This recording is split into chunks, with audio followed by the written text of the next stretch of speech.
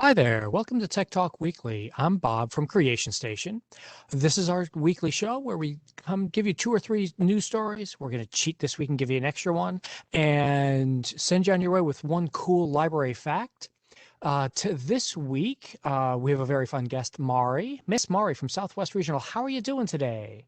Hello, thank you for having me. I am so overly thrilled of being here. I got a chance to catch up with some of the Tech Talks, actually a lot of them, and I love it. I'm excited to be here. Thank you, thank you, thank you. Miss Mari's out at Southwest Regional Library. She's one of our star teen librarians. Well, you do way more than teens. You do all the children's stuff, All youth. Hmm. all youth. It's awesome. So it's a lot of fun out there. But we got a lot on the show today. So I'm going to just jump right in and hit share on our browser to get people started. This is the first story. Miss Mari actually brought us this story. There's a brand new bike helmet coming out that is a smart helmet.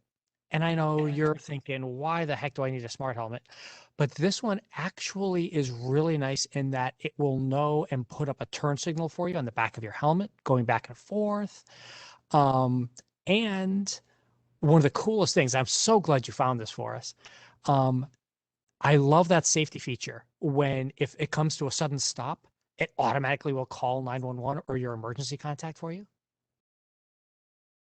That's craziness. Yeah, a lot of smart watches, like I have a Fitbit, and Hmm. there's other brands that do that if your heart is accelerated. It could mean anything, but most likely you were in an accident and it automatically calls your emergency contact. Yeah, I just think it's a really nice thing. I've been using not smart helmets whenever I ride outside, but I've got lighted helmets, all the much nicer, newer bike helmets and things like that. Now, Miss Mari, did you know when you recommended this story to me this week that tomorrow is National Bike to Work Day? Yay! Woo woo. So, anybody out there who's watching us in the future, if you don't catch this live today or on Thursday or Friday, the third Friday of May every year is National Bike to Work Day. It's a chance to try and get people out there and riding bikes and doing, and they pick that day because it's the nicest all around the country for the most part. It's not too warm, it's not too cold. Everybody can get out there and do it. How often have you ever tried to ride your bike to work?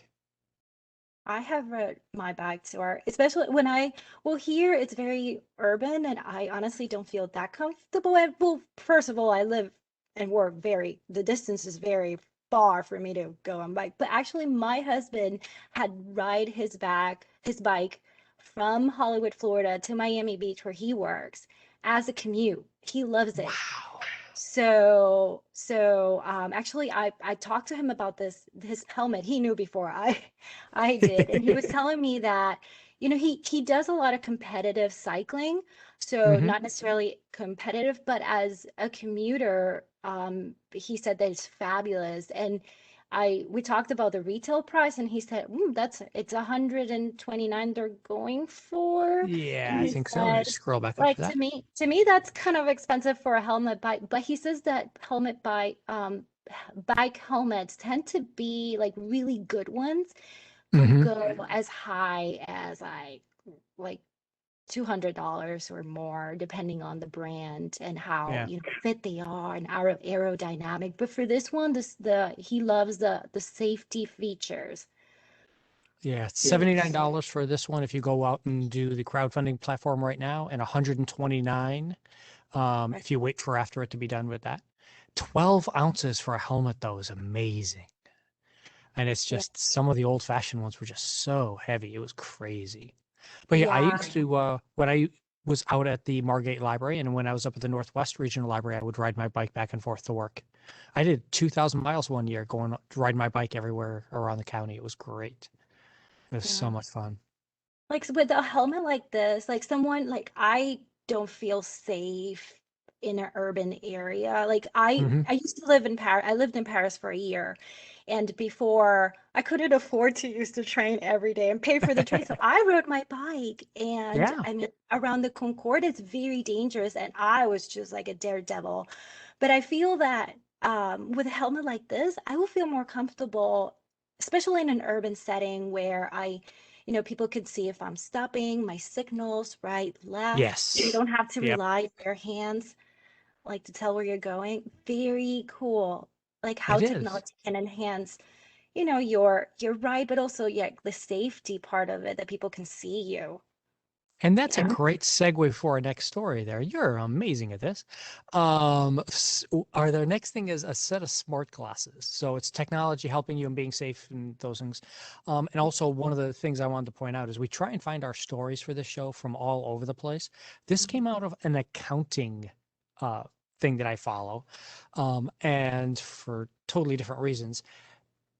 Accounting firm during the pandemic had a problem of trying to do audits. And what they did was they shipped smart glasses, the augmented reality glasses, out to people. Here's a picture of them right there. And connected to the computer, you can see what they are looking at and you can see everything that's going on. And so nobody can go hide anything on you. Because if you go look into the filing cabinet, you're going to go look at those files. So you can't hide those files from the auditor anymore because the auditor's looking through your eyes. Um, Plus, you can go get any expert that you want to go look at the video feed and say, hey, well, no, wait. The example they use in the article is bananas. If somebody's trying to show whether these bananas are too spoiled for their thing and they need an audit, this is just blew my mind. I was like, yeah, that's exactly the way of doing this. This is kind of like out of Mission Impossible, Hmm. like mix of Mission Impossible gadget made accessible. But I know, I and have, and this is the yeah. original theory of Google Glass. I mean, from years ago, and everybody hated that idea. But now look at this is how it really would work in the real world as these have evolved just quietly in the background for everybody. Yeah, and I was reading in the article that so you can use it for your own, like you can see from you can see more than the naked eye, but also other people can see where you're seeing. Is that correct Yeah. me if I'm wrong? Yep. Did I understood this Yeah. right? Yeah. How would that work? Like, So is it it's like got a it's got camera? there's cameras built right into the side of the glasses, or on both frames at the edges, and there's a camera there that you can see everywhere where they look, where they turn their head, that's what you're seeing, that's what you're doing.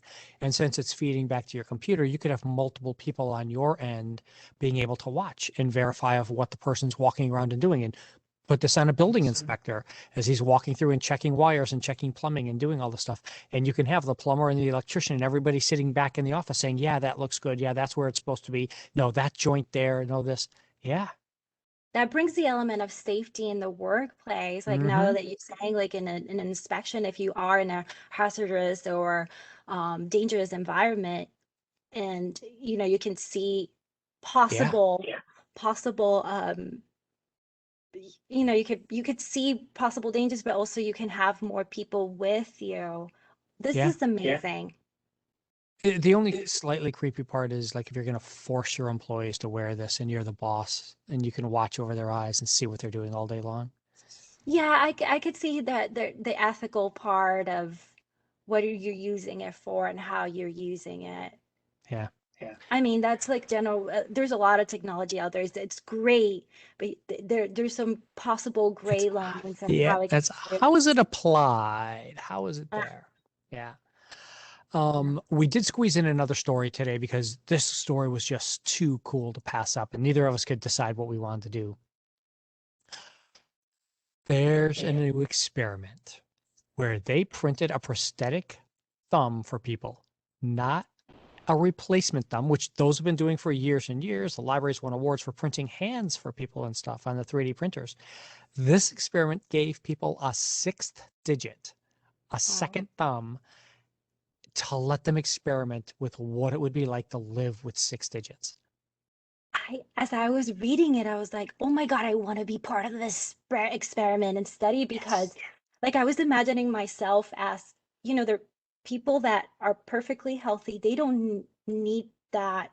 We're talking about prosthetics, but these are the people that participated in this had all body, they didn't really needed it, but enhancement.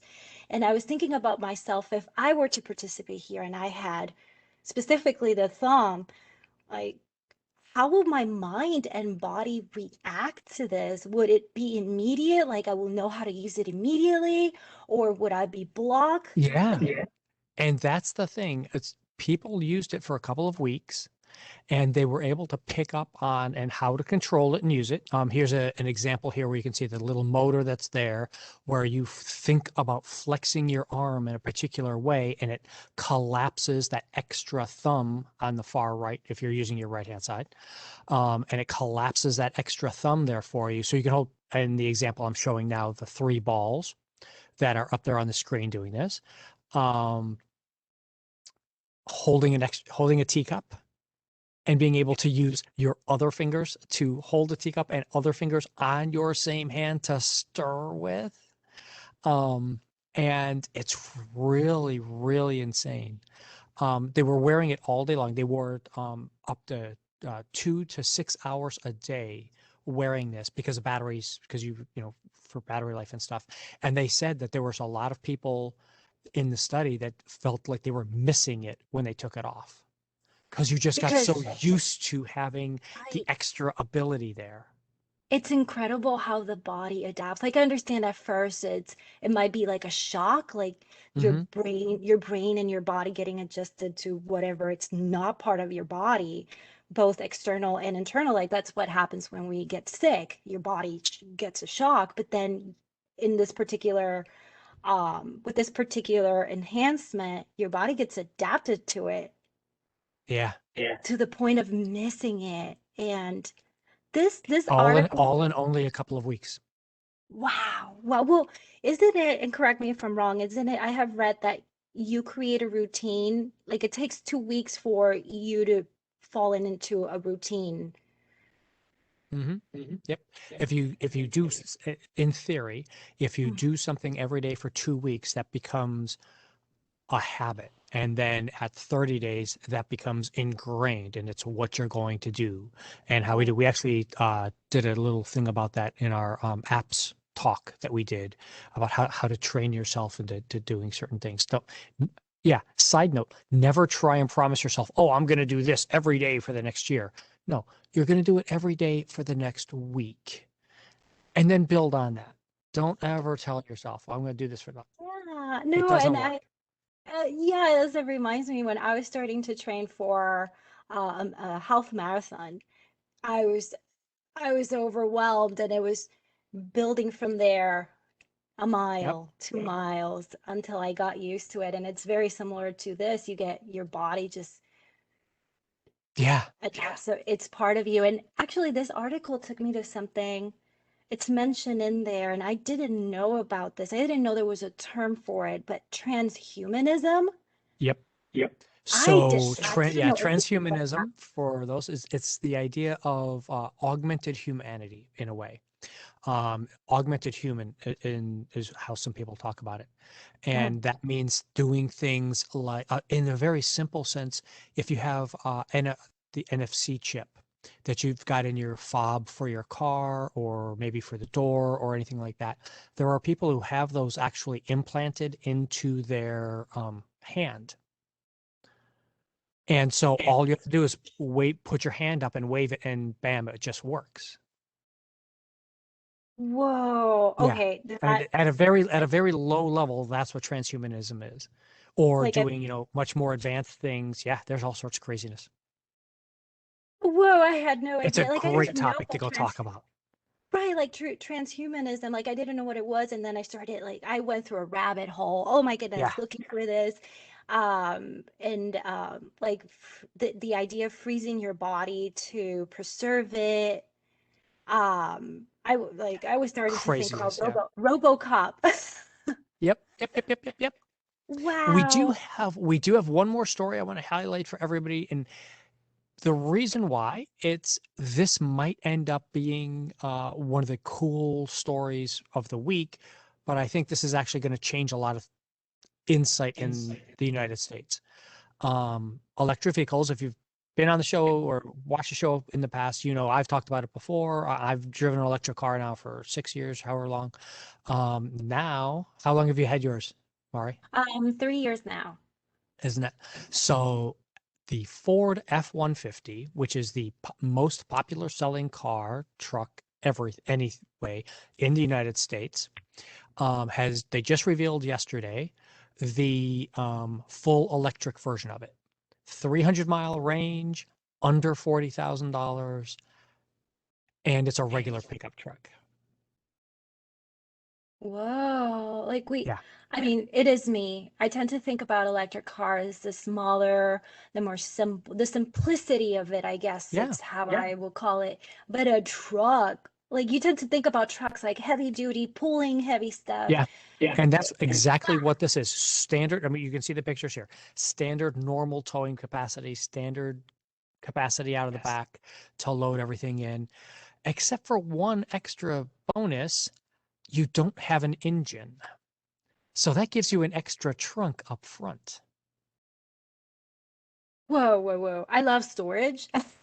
Yes, The fact that exactly. it gives you I mean, already a truck kind Yeah, of yeah. You could, promise you yep. storage. Wow. Right, right, It's an right. insane thing. Yeah. So there's this. Oh, and by the way, just in case your power goes out, you can use the truck to take the power out of the battery from the truck and put it Mm, back into your house to power your mm, lights and stuff during a hurricane. mm. Yeah, they really went all out on this. Wow. Ford is pushing on this is now the top. I mean, GM has their Hummer, but doesn't even come close to this. Wow. And this is not announced now, and it's coming out in 3 years. You can Wow. reserve it right now for Mhm. this model year, for Wow. 2022 model year. I see government using it like rescue units, Yes. using yeah. And Wow. it's got a 300-mile range, so you don't have to, for the average person driving around, they can use this anytime they want, anywhere they want. Mhm. And it may not be great for a firefighter who has to, go off into the forest in the Rockies, Mm. but for the vast majority of people who own trucks and are driving them around, you're parking your truck overnight in your garage and it recharges. I mean, it's the same thing for you, right? I drive my car back and forth to work every Yeah. day, get home, Yeah. plug it in the morning, I'm at full charge. I can go another 200 something miles if I need to. Right. Right. But I don't think about it like the other way around. Like my house is powering my car, but like my car Uh-huh. powering my house. Yeah. Ah, That's why I wanted to highlight this story today because this is the kind of thing that's going to change what everybody thinks about what my car should do. And oh, by the way, look at the control panels inside of the car and everything like that. Yeah. This is the way of the future, and this is why these companies, everyone believes they're going the United States is going to be fully electrified in the mm. next 5 years. It's Yeah, just like between a car, like choosing, if you had to choose a car that will give you all those power features, with what I was gonna say, my train of thought. Um, yeah, like choosing a car that have all those features with gas or no, especially gas being so expensive or so erratic, the prices are just yeah, so. yeah. And it's so much cheaper charging. Oh T- yeah, t- yeah. There's just no two ways about it. It's I never miss, never going back, never going back to it. I'm fine. Well, thank you very much, Miss Maury, for being here this week. It's been a lot of fun doing this. Tell us what's going on at Southwest Regional. What you guys working on? so we are getting ready for summer. Summer is an amazing time for libraries because it's a time when, especially as a children's librarian, it's a time when kids are out or at school and they're looking for fun stuff to do, but still learning. So we have a summer learning program happening during summer. And one special element of summer learning program is tracking the reading. Reading is so important to keep them learning in a fun way. And we are using a program called Beanstack, which is an online tracker, a reading tracker.